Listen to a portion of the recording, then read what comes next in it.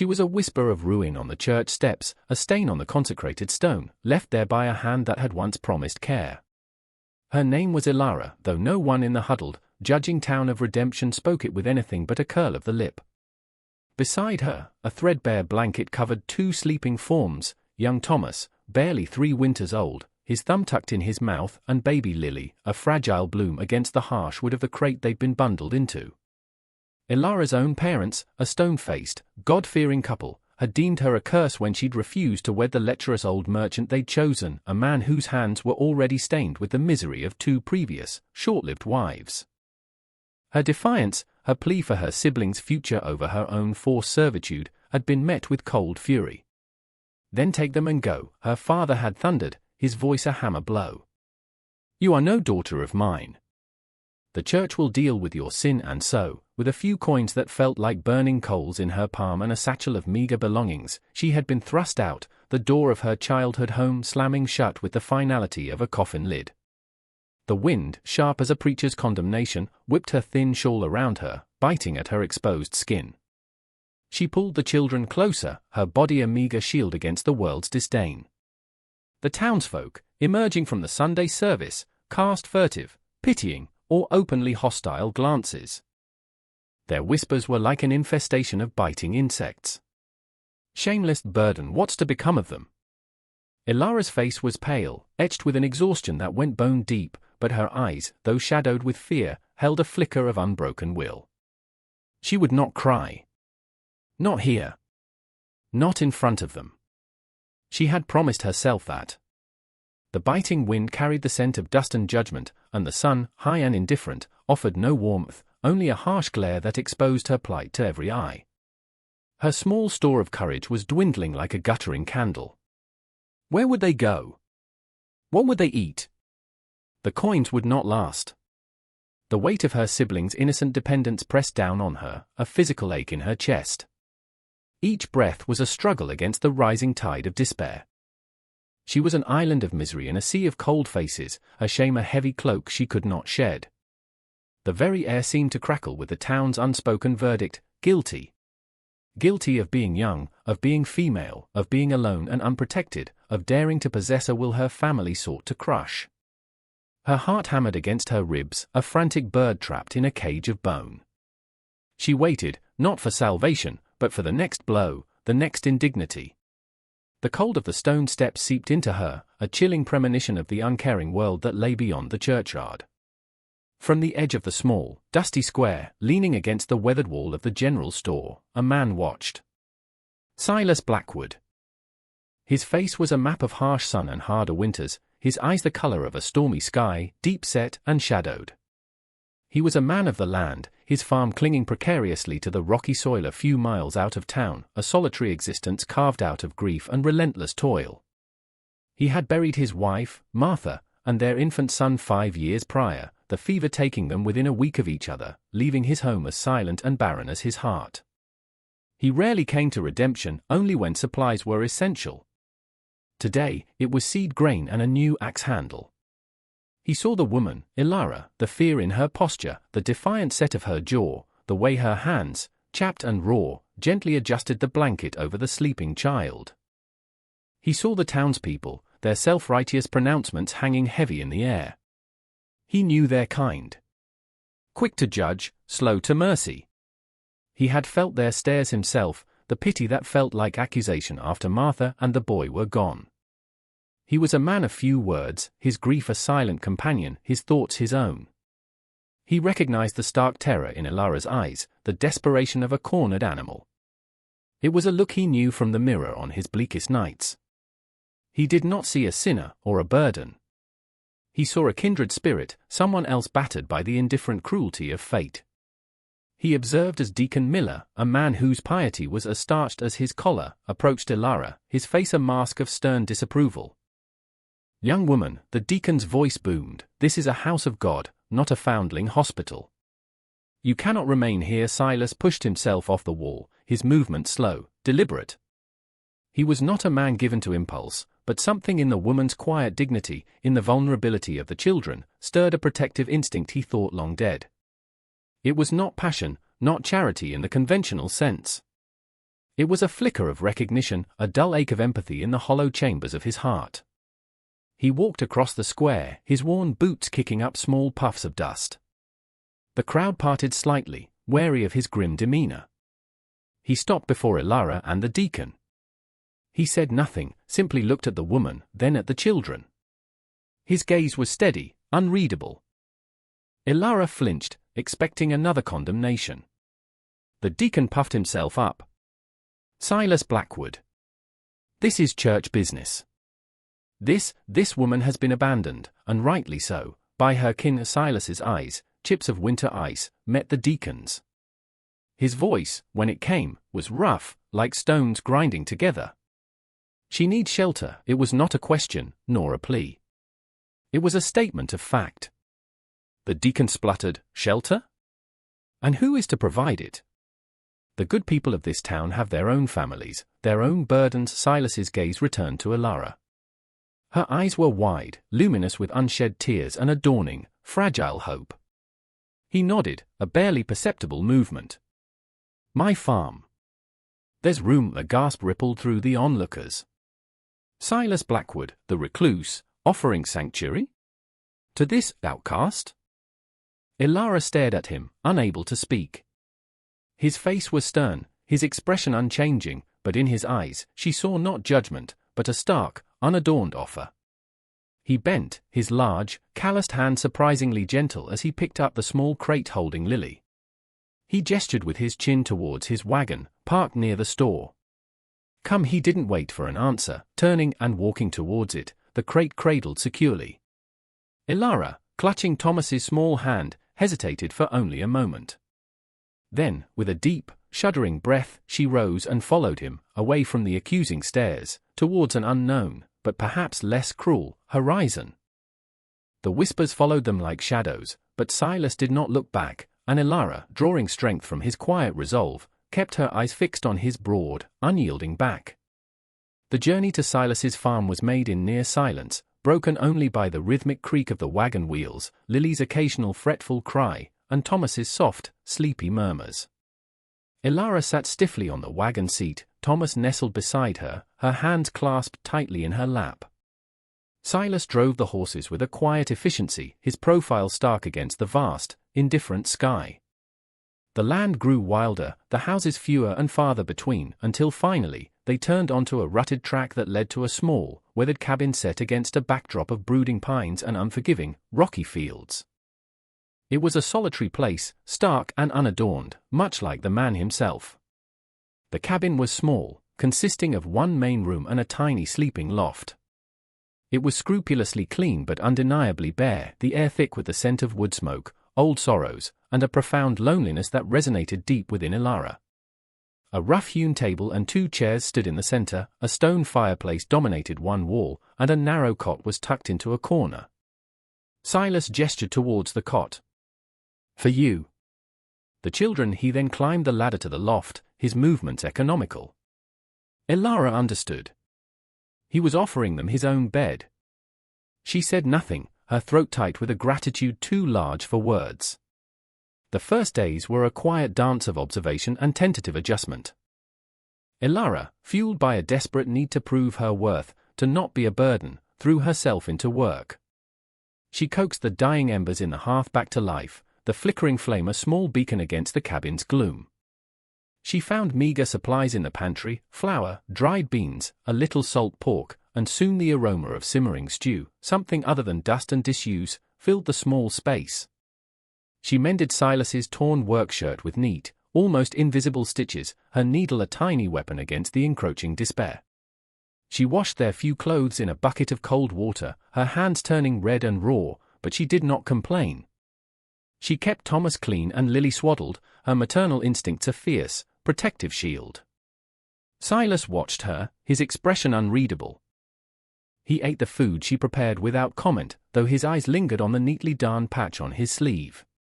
He provided firewood, drew water from the well, and continued his relentless work on the land, his axe blows echoing through the thin air.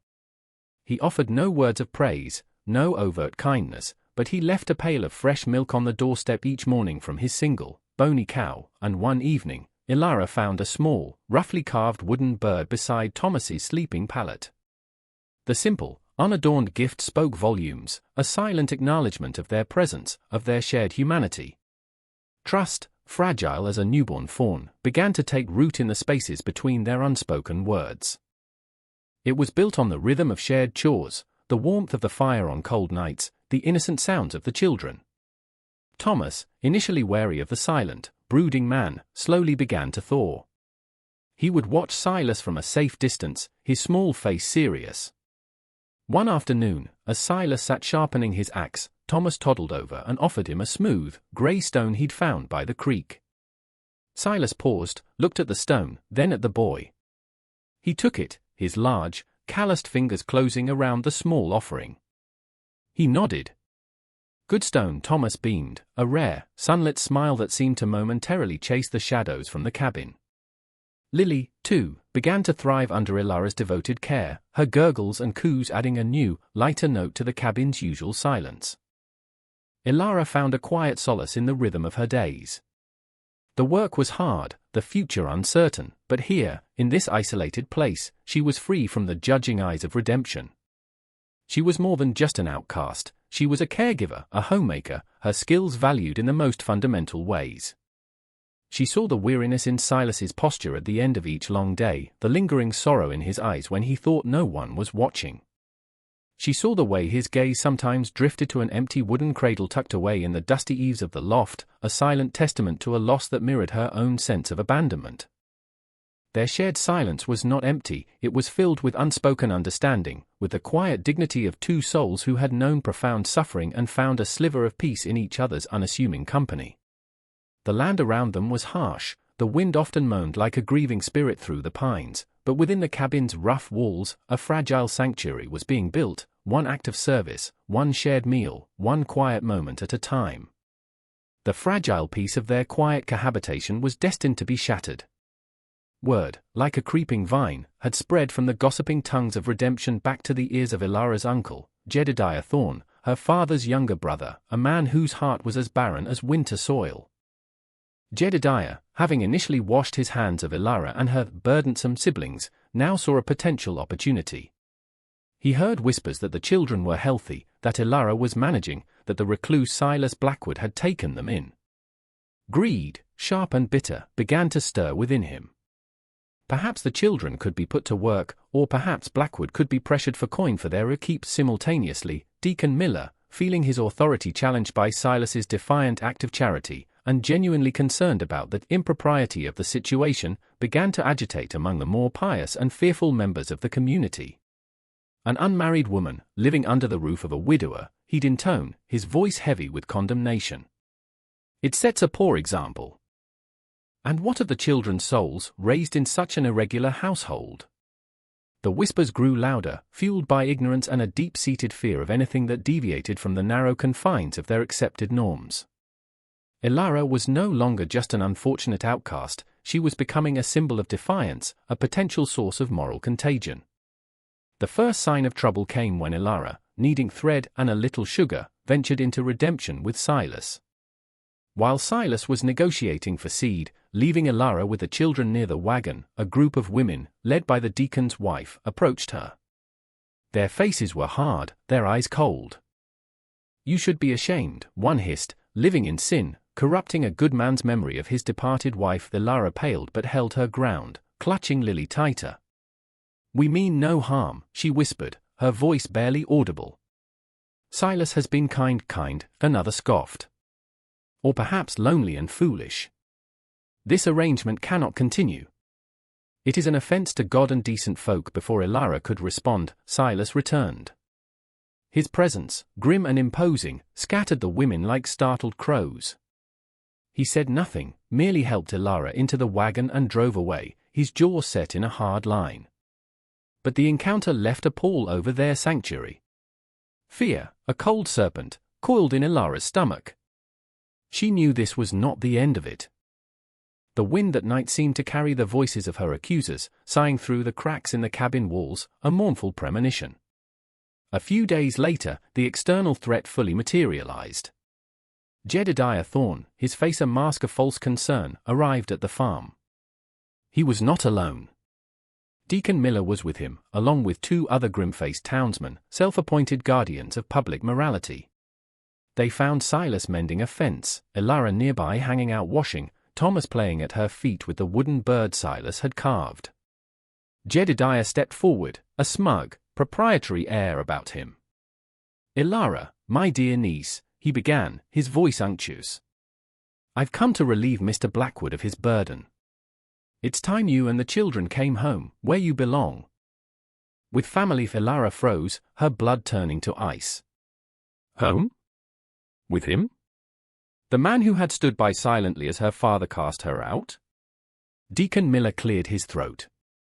"Mr. Blackwood, while your intentions may have been charitable, this situation is untenable. Jedediah is their rightful guardian. The children need a proper upbringing, and Elara a reputable household." Silas slowly straightened, his hammer still in his hand. He looked from Jedediah's greedy eyes to the deacon's stern face, then to Elara, whose own eyes were wide with terror, pleading silently with him. The fragile peace they had cultivated was about to be trampled under the muddy boots of societal prejudice and familial avarice. The sanctuary was breached. The storm had arrived. Silas Blackwood was not a man of many words. His life had been pared down to essentials, work, survival, and the quiet tending of his grief. But as he looked at Jedediah Thorne's acquisitive smirk and Deacon Miller's sanctimonious frown, something dormant within him, something fierce and protective, roared to life. He saw Elara, her face ashen, her body instinctively shielding Thomas, who had run to cling to her skirts. He saw the tremor in her hands as she clutched the laundry basket, her knuckles white. These people, with their pronouncements and their judgments, threatened to unravel the fragile tapestry of peace they had woven in this desolate place. They sought to steal the faint warmth that had begun to seep back into his frozen heart, to extinguish the light that Elara and the children had unknowingly brought into his shadowed world. He took a step forward, placing himself between them and Elara. His frame, hardened by years of labor, seemed to grow taller, broader. The hammer in his hand felt less like a tool and more like an extension of his will. His voice, when it came, was low, a dangerous rumble that vibrated in the tense air. "She is not a burden," Jedediah scoffed. "Now, Silas, be reasonable. They are my kin. She is my niece. I have a responsibility." "Your responsibility ended when you let her father cast her out on the church steps," Silas cut in, his words sharp, precise. The deacon interjected, his tone reproachful. "Silas, this is not about blame. It is about what is right, what is proper. The girl and the children cannot remain here with you. It is unseemly." People are talking. Silas's gaze, cold as a winter river, fixed on the deacon. "Let them talk. Their words are wind. What happens on my land is my concern." He turned his attention back to Jedediah, whose eye still held that predatory gleam. "These children," Silas continued, his voice gaining strength, "are not property to be claimed. And Elara?" He paused, his gaze briefly meeting hers, a flicker of something unreadable, fiercely protective, passing between them. "Elara is not for you to command." Jedediah's face hardened. "She is family. I have rights. Silas's voice was laced with a contempt he rarely showed. "What rights did you claim when she was alone and desperate? When these little ones faced starvation? You were silent then. You forfeited any right when you turned your back." He took another step, closing the distance, and the townsman behind Jedediah shifted uneasily. This is her home now. The declaration hung in the air, simple, unequivocal. And these children, he looked down at Thomas, who peeked out from behind Elara's skirt, then towards the cabin where Lily slept, they are safe here. They are cared for here. Elara watched him, her heart swelling with a mixture of terror and overwhelming gratitude. This silent, solitary man, who had offered her shelter out of a quiet sense of duty, was now standing as a bulwark against the cruelty of the world, against the very family that should have protected her. Deacon Miller, flustered by Silas's unyielding stance, tried again. "But the community, Silas. The moral implications. Think of her reputation." Silas finally looked directly at Elara, his expression softening almost imperceptibly. "Her reputation," he said, his voice dropping slightly, but carrying clearly to every ear, is that of a good woman. A strong woman. A woman who has endured more than any of you could fathom and has done so with courage and grace. She has brought life back to this place. He then turned his steely gaze back to Jedediah and the deacon. She is not going anywhere. The children are not going anywhere. They stay with me. There was a finality in his tone that brooked no argument. He was not asking, he was stating a fact, a law he himself had just enacted on this small patch of earth. This is their sanctuary. And I, he added, his hand tightening on the hammer, will protect it. And then the air crackled with unspoken challenge. Jedediah's bravado seemed to shrink under Silas's unwavering stare. The townsman looked to the deacon, who seemed at a loss, his moral certitude faltering in the face of such raw, primal conviction. Silas had made his stand. He had chosen. He had spoken. And in the silence that followed, his few, powerful words resonated more profoundly than all the sermons and judgments of redemption combined. The tense standoff held for a long moment, the only sounds the sighing of the wind through the pines and Thomas's quiet sniffles against Ilara's skirt. Jedediah Thorne's face was a mask of thwarted greed and bruised ego. Deacon Miller looked uncomfortable, his righteous indignation deflated by Silas's resolute defense and the undeniable truth in his words. The other townsmen shuffled their feet, their gazes dropping to the ground, unwilling to meet Silas's unwavering stare or Ilara's tear-filled, grateful eyes. Finally, Jedediah, with a muttered curse about ungrateful wretches and stubborn fools, turned on his heel and stomped away, his posture radiating impotent fury. Deacon Miller, after a moment of hesitation and a final, troubled look at Silas and Ilara, offered a curt, almost apologetic nod and followed, his companions trailing silently behind him. They retreated, not in defeat, but in a grudging acknowledgement of a force they could not overcome, the quiet strength of two wounded souls finding solace and purpose in each other, and a man's fierce determination to protect the fragile family he had unexpectedly found. As their figures receded down the track, Ilara let out a shuddering breath she hadn't realized she was holding. Tears streamed freely down her face now, tears of relief, of profound gratitude. She looked at Silas, this stern, quiet man who had become her unlikely champion, her protector. Words failed her. Silas met her gaze, his own expression softening. He gave a slight, almost imperceptible nod, then turned back to his fence, picking up his hammer as if nothing extraordinary had happened. But everything had changed. The air, though still carrying the chill of the encounter, felt clearer, cleaner. The threat had been met, face down, and vanquished by the simple power of conviction and courage. In the days and weeks that followed, a new rhythm established itself on the farm, one imbued with a deeper sense of security and belonging. The shadows of the past still lingered, but they no longer held the same power.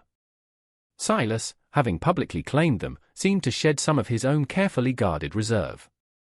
He began to speak more, not in long discourses, but in small observations about the weather, the crops, a hawk circling overhead.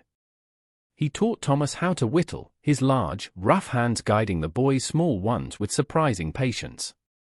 He even, on rare occasions, allowed a gruff, almost smile to touch his lips when Lily gurgled at him or when Thomas recounted some small adventure by the creek. Ilara, in turn, blossomed under the security of his protection. She planted a small vegetable garden near the cabin, coaxing life from the stubborn soil. The cabin itself began to feel less like a temporary shelter and more like a home. She hung a curtain made from a patched flour sack, mended Silas's clothes with even greater care, and filled the small space with the scent of baking bread and the quiet hum of her presence. The townsfolk of Redemption mostly kept their distance, though a few, perhaps shamed by their earlier judgment or impressed by Silas's stand, would offer a hesitant nod when they encountered him in town. The fear and prejudice had not vanished entirely, but they had been pushed to the periphery. Years passed. The harsh land began to yield more readily to their combined efforts. The farm expanded slightly. Another cow joined the first. Chickens scratched in the yard. Thomas grew into a sturdy young boy, his laughter echoing freely, no longer a timid whisper. Lily, a bright-eyed girl with Ilara's gentle spirit and Silas's quiet resilience, filled the cabin with her chatter and songs. Silas and Ilara never spoke of love, not in the flowery words of poets or preachers. Their love was etched in the lines around their eyes, in the shared labor of their days, in the comfortable silences that settled between them as they sat on the porch in the evenings, watching the sunset paint the sky in hues of orange and purple. It was in the way Silas's hand would instinctively find hers, a brief, calloused touch that spoke volumes.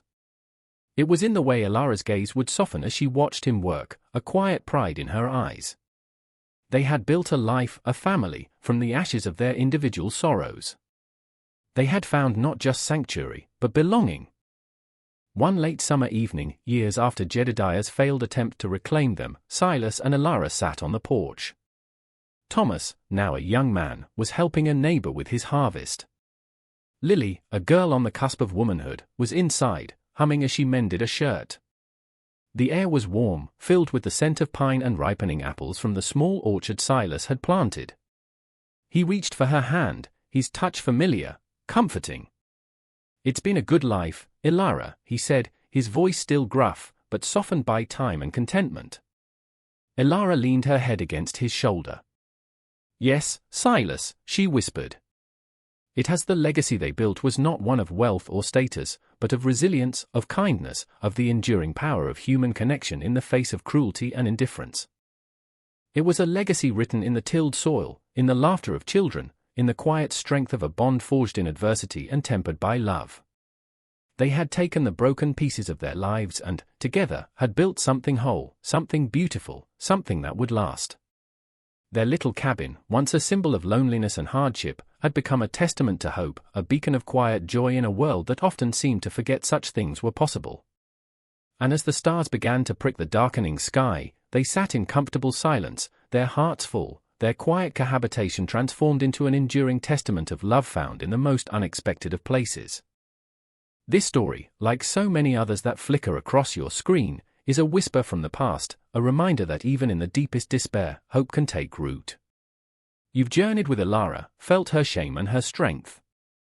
You've stood with Silas, witnessed his quiet courage, his transformation from a grieving recluse to a fierce protector. You've seen how acts of simple kindness, of unspoken understanding, can build a sanctuary stronger than any stone wall. Perhaps you see echoes of their struggles in your own life, or in the lives of those around you. The world can be a harsh and unforgiving place, quick to judge, slow to embrace. But as Ilara and Silas discovered, the power to change that narrative often lies within the quiet strength of the human heart, in the decision to offer a hand instead of a stone, to see beyond the labels and into the soul. Their story is a testament to the fact that family is not always born of blood, but forged in the fires of shared experience, mutual respect, and unwavering loyalty. It's a reminder that true worth is not measured by societal approval, but by the quiet dignity with which we bear our burdens and the compassion we show to others. If their journey has touched you, if their quiet triumph resonates within your spirit, then we invite you to become part of our community.